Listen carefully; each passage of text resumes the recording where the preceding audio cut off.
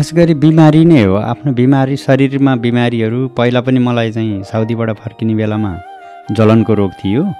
त्यसपछि फेरि मैले पनि भक्ति गर्नुपर्छ भन्ने मानसिकता राखेँ। त्यसपछि फेरि परिवारहरूले पनि त्यही भक्ति गरे बालयोगेश्वरको।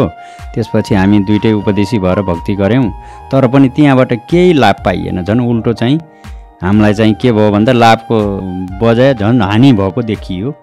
त्यसपछि अनि मैले ज्ञानगङ्गा पुस्तक पढेँ र अनि चाहिँ नाम दीक्षा लिएपछि मलाई लाभ भएको भनेको मेरो नाकको यो पाल एउटा साइडबाट पालबाट हावा एकदमै कम आउँथ्यो, एकदम टाइट थियो। त्यसपछि मैले मन्त्र दीक्षा लिएपछि मेरो नाकको इलाजको लागि म कुनै डक्टर कहाँ जान परेन र मलाई भगवानले अब गुरुले भन्नुभयो त भक्ति गरेपछि तेरो समस्या यो छ भनेर एक्सरे निकालेर मलाई देखाइदिनु भयो सपनामा।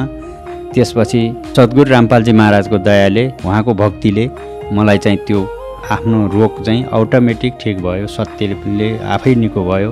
अर्को लाभ भनेको टाउको दुख्ने समस्या थियो, त्यो पनि मेरो यो भक्ति गरेपछि टाउको दुख्दैन।